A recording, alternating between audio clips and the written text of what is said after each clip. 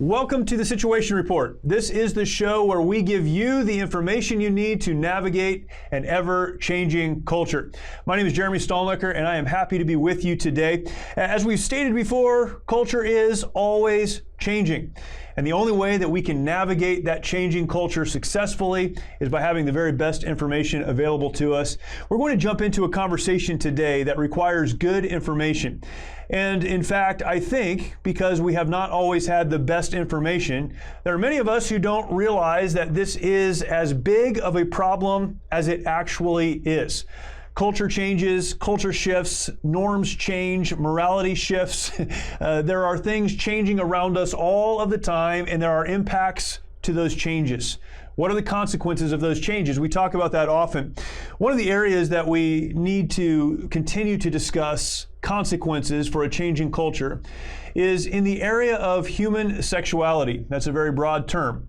Human sexuality. As we redefine sexuality, as we redefine gender, as we normalize things that at one time were anything but normal, there are real consequences.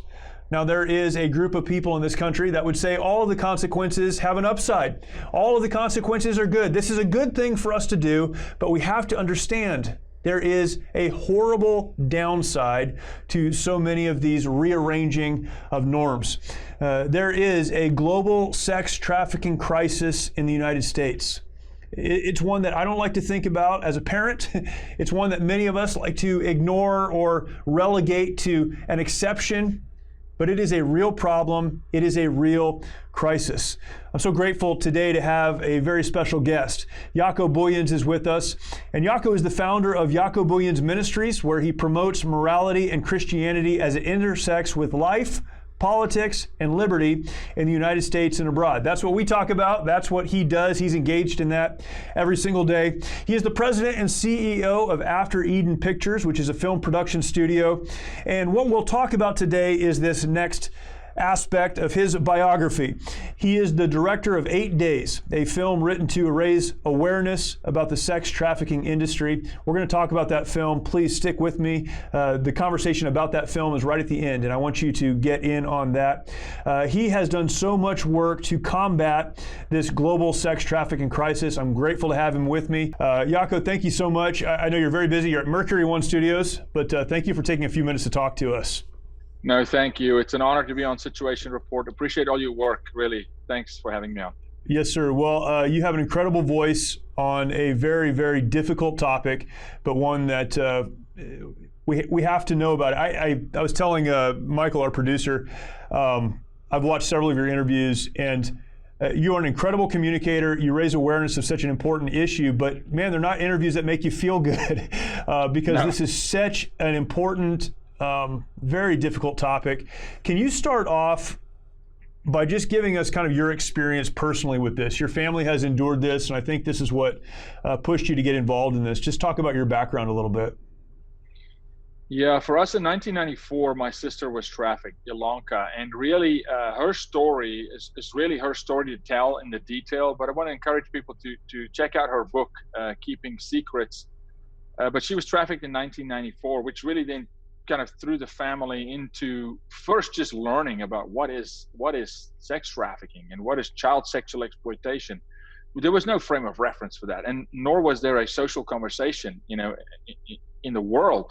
Right. Immigrated to the United States many years later, became aware that now that we've learned through the eyes of a sister what this is so prevalent in the United States, and at that time nobody was really talking about it in the U.S. There was more kind of an international focus.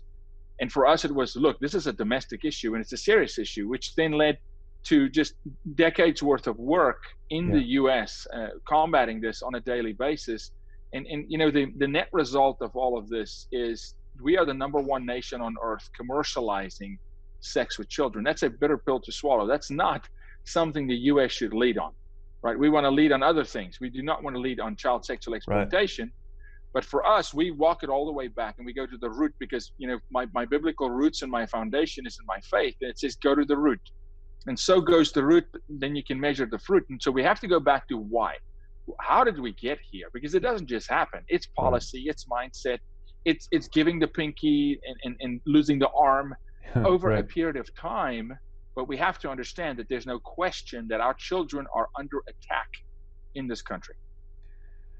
I have two daughters. I have four children. So I think hearing you talk about this with your sister and talk about the scale of this impacts me personally, emotionally, as it does, I'm sure, a lot of people. But one of the hard things for me to understand is why. Who benefits from this? Who are these people? How do they benefit? Can you outline that for us a little bit? Who's doing the trafficking, and how do they benefit from this, horrendous event? Yeah, look, and that is a really good question, because most people want to, it's so grotesque that your brain, and this is a human response, right? This is why people go, I want to be a doctor, and then they see blood and you go, you can't be a doctor, right? Because they run away. There's it's a natural trigger inside everybody on how you respond to something this, and your brain wants to shut down, right? And say, I can't. But you have to push through that barrier, because it's that very thing that's allowed it to be prevalent in our country. Because we play see no evil, hear no evil. So why? Here's the why. Sex is a drug, period. It is the most violent, most dangerous, and most volatile drug on the earth. Why? Because we're all sexual beings. So when you have someone tap into your sexual wiring system, and they contort it, they exploit it, they manipulate it at a young age, you can break a human being. So you're talking about many, many human beings in the United States that have given into their sexual desire. Oh, that's right. We embraced the sexual revolution in the 60s. Love is love. Man-boy love association. Look at where we are as a culture today in 2021. We're questioning gender. We're questioning marriage. We're questioning, whether a 3-year-old should be allowed to change their sex, right? So we're in a hyper-sexualized culture, and ultimately, this is difficult to say. It is an anti-God movement, 100%, where people want to embrace free sexuality and they want to promote it. And so in order for the adults in the country to live out their promiscuity, we have to get the children to agree with it. We have to indoctrinate. This is how you change culture. Adolf Hitler said, give me Hollywood and give me the US child, and we'll control the United States of America. Wow. Right? Wow. And so if you sexualize American children, there's going to be no resistance. 10, 15 years from now, there will be no resistance. Nobody will be defending the nuclear family. One man, one woman. Nobody will be defending two genders. So you don't fight those battles in the halls of Congress. You hypersexualize children. And yes, $32 billion a year spent on trafficking children inside the United States. That would make it one of the top Fortune 100 companies. Okay, never mind Fortune 500. This is a massive business. And yes, it's people giving into self-desire, and ultimately, because it is a drug, right? The natural progression of sexual immorality always goes to children. Historically, it has. There's not been a single civilization on Earth in the history of the planet that embraced sexual immorality that survived, right? The Romans fell because sex with young men. Sex with boys. The Greeks fell for the same reason. This is why the Chinese Empire identified that once upon a time they engaged in that, and they came and said, we got to stop this. Now, they do it with draconian Marxist, socialist and communist ways, but at least they identify you can't sexualize children, because if you do, you're going to lose your culture. Yeah. So my natural response to this is to say, well, it's a very isolated thing. Maybe there's a lot of money involved in it somehow, but it's not a lot of people. How many children are we talking about in the United States? When we talk numbers in this field, right? We're always sensitive because only 1% of the crime is reported. Okay. So think about it this way: every time you see an Amber Alert, that's 1%. So we're working with very small inputs because victims do not self-identify. I've never in my life met a sex trafficking survivor who's a victim who identified as a victim. They learn after rescue, that wasn't right, what my father did to me, what my uncle, what the US, gymnastics doctor did to the athletes. I mean, because in the moment, it's massive indoctrination. But let me give you some numbers. The Attorney General of Texas, Ken Paxton, a great guy, fights this like crazy. His numbers, and our numbers are higher. His numbers, 76,000 children per day in the state of Texas. 76,000 in the state of Texas. That's the Attorney General's number. 500,000 in the US. We talk about 500,000 children in the US per day. We're not talking about what's crossing the border at the moment. We're not Right. talking about what happens when you open a border with reckless abandon. We're talking about American children, Right. born and raised in America, being sexually exploited, sold for sex in the United States. That should send shivers down every spine. That's unbelievable. Why don't more people know about this? Why don't more people talk about this? Why isn't this, the headline of every news story every night? Frankly, I mean, you want my frank answer? Yes. Because many are involved. Then they know that they're involved. I mean, here's the deal. When you watch porn, okay, maybe you're not trafficking a child, but you're feeding the beast. It's like feeding a stray cat. It's going to come back. You're creating demand for sexually exploitive content. And when you create demand for sexually exploitive content, even if it's soft porn and you're 55 years old and you say, I only watch porn with women who are definitely 50 years old, you're feeding a system that exploits children. Right. You're feeding a system that coerces and defrauds people into pornography. And when people say, well, porn doesn't hurt anybody, it hurts everybody. The person watching gets damaged at levels that you can't measure. Now, when I start talking like this is when the see no evil, hear no evil happens. When people go, whoa, whoa, whoa, whoa, whoa. Now you're saying somehow I'm part of it. If you're embracing a sexually immoral lifestyle, you are part of the problem. And so when people look inward and they go, wait a minute, I engage, then they disengage completely, right? Now, there are some in our country, many, too many, that are for the sexual exploitation of children. And you'll say, Jaco, that's an allegation. It's not an allegation. I can show you policy written to exploit children.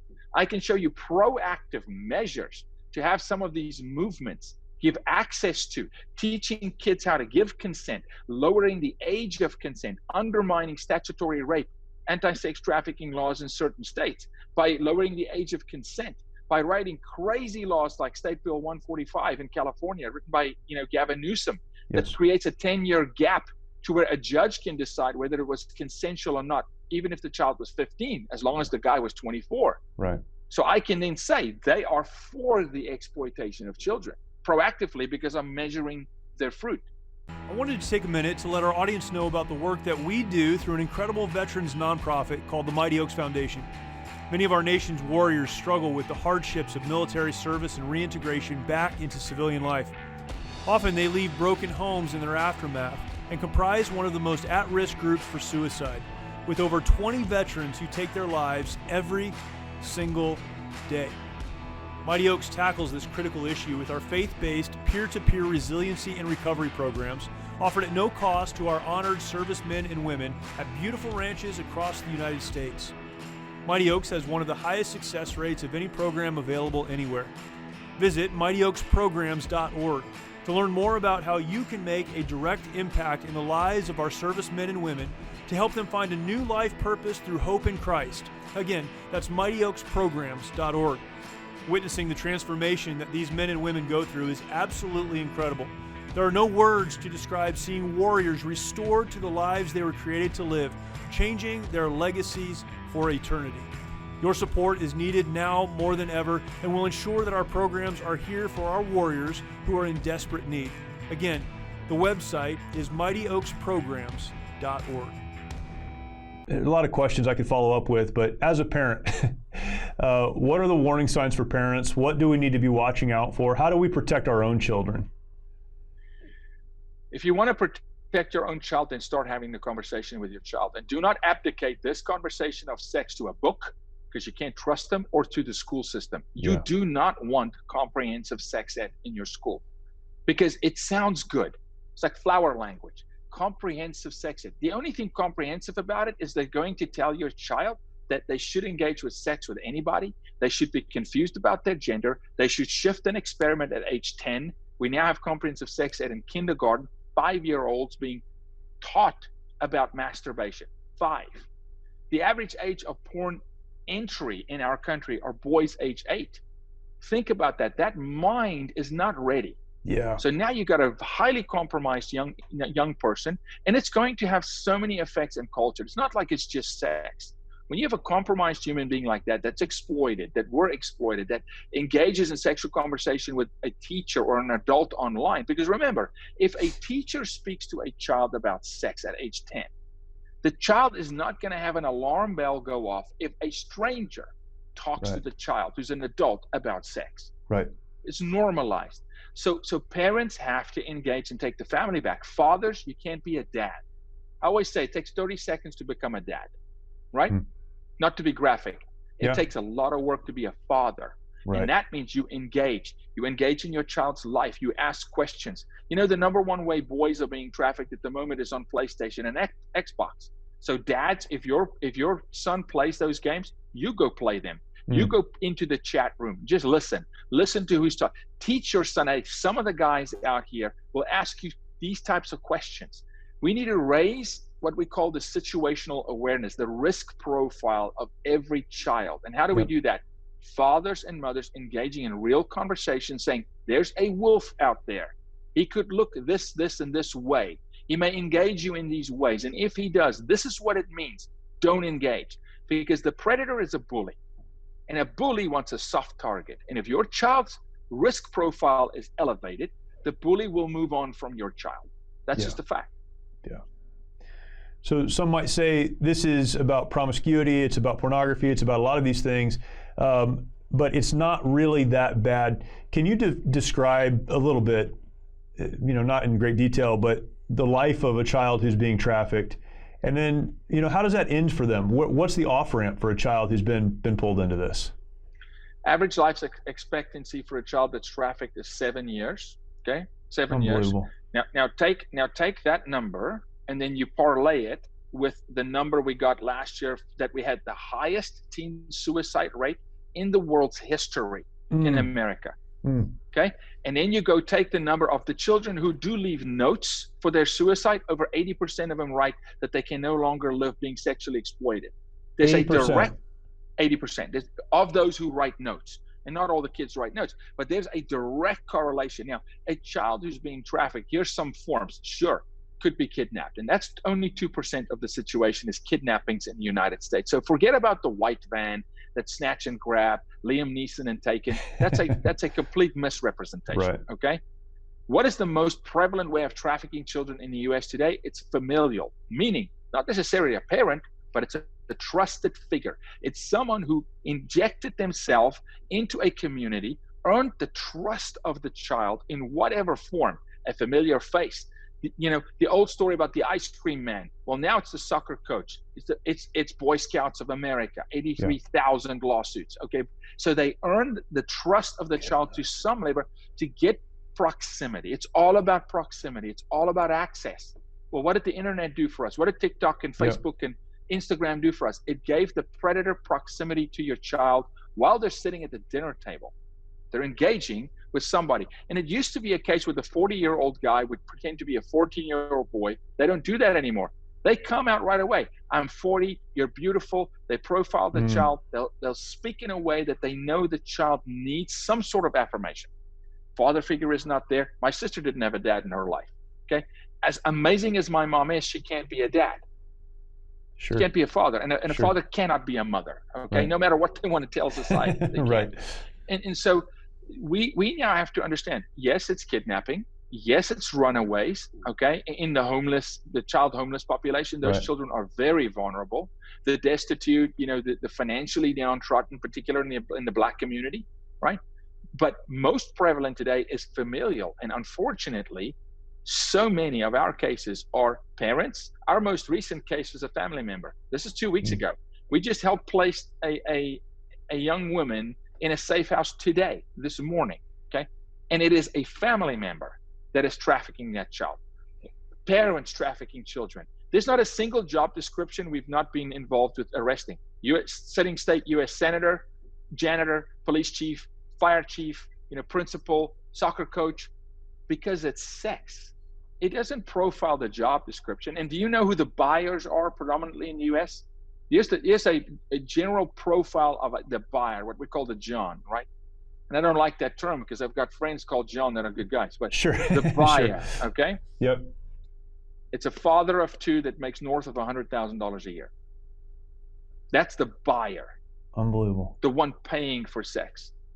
This thing is hidden in plain sight. It's in every single zip code in the United States. There's not a zip code. There's not a school. There's not a church. Now, those are radical statements. We've done this for so long. We're connected with 170 organizations in this country.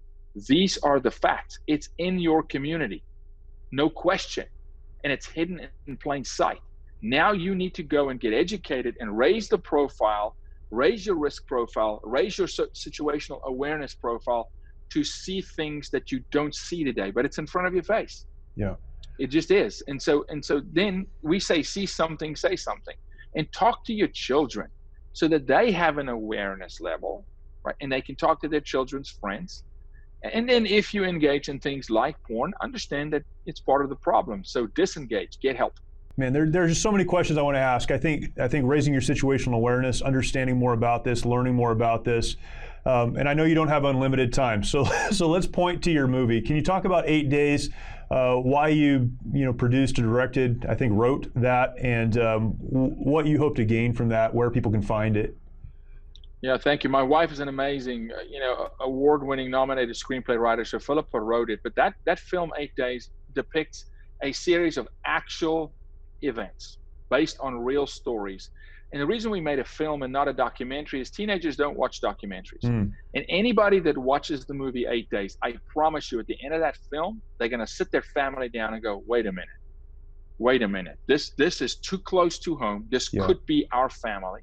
Could be any family, because you have to understand, predators today use children to recruit children, and we show that in the film. So people can find it on Amazon, they can find it on Netflix, sure, and that's easy access. If they buy the film from our website, then the money goes directly to Saving Children. If they buy it from Netflix and Amazon, then you understand what happens there. I mean, awareness is there, but the dollar support is not there. So they can find it on sharedtogethernow.org or JacoBooyensMinistries.com. But the film has gone around the world, over 200 countries. It's become a training tool for law enforcement around the world. We train every law enforcement agency that you can imagine. We've been blessed to be involved in training them on how to see it, because this is not something you learn in police academy. Right. This is how to profile a child that's under duress sexually by their parent, by their coach, by someone they trust, right?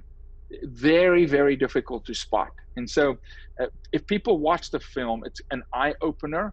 It's by default practical measures. Just by watching the movie, they go, okay, these are elements how I can stop this, how I have your child watch it. I promise you, when your teenager watches the film, it's going to change their life. Yeah. They're going to look at life differently, not scare them, but empower them, right? It's going to change their life. Jaco Booyens, thank you so much for your time. I know you're very busy. You're coming off of interviews and your own show there at Mercury Studios, and really appreciate your time. Thank you for the work you guys are doing. Incredible work, and so needed, and so many lives saved. I really appreciate it. Appreciate you. Your voice matters. This show just today is gonna impact so many lives. So I'm very humbled and very thankful. God bless you. What an incredible conversation. I mentioned this earlier in the interview, but this is the kind of conversation that does not make you feel good, but it is a conversation that must be had. And I'm so thankful for Jaco and what he's doing really to combat this issue. I want to pull out a couple of key thoughts for you as we leave today. This will be our situation report. Number one, this is a global crisis. A global crisis. However, it is a national crisis. So much of the time we think that this is happening somewhere else in another country with people that don't think like us and don't live like us. This is a national crisis. The numbers that Jaco shared with us are absolutely stunning. They're overwhelming. In a lot of ways, they're depressing. This is real, and we must acknowledge that this is real, which means it's something we must respond to. Next, and this is a point that was made throughout, we need to raise our situational awareness about this issue. So we need to first accept that it is a real issue. It's a crisis. 1%, he said, of those Amber Alerts that we see are representative of the rest. That's only 1% of the kids who have been kidnapped or brought into this. It is a huge problem. It's one that we don't fully understand, but we need to understand it is a problem, then raise our own situational awareness on this so that we can better deal with it in our homes deal with it in our communities. We need to understand just how deep this goes, and really it has no boundaries in terms of race or background or lifestyle or location. It is everywhere. Know that it's a problem, raise our situational awareness about this problem, and then this will be my final takeaway today. There's so much I'd like to take away, but the final takeaway for parents is we must be engaged in the lives of our children. We need to be mothers, we need to be fathers, we need to be the ones who are having these conversations with our kids. We can't let teachers have these conversations or friends have these conversations. We need to be the ones that are having the conversations, that are talking about the problem, that are talking about the danger, and that are collectively together as families mapping out a solution going forward. It falls back on us. A lot of the time when we have these conversations, we talk about having the tools we need to make the right decisions. This is a very important conversation, and so many of the tools you need to make the right decisions to protect your kids and those in your community have been given to you. Please use those tools. Thank you for watching. Thank you for listening. Please go check out that movie, 8 Days. Check out Jaco Booyens Ministries, and so much great information there. Look forward to talking to you next time.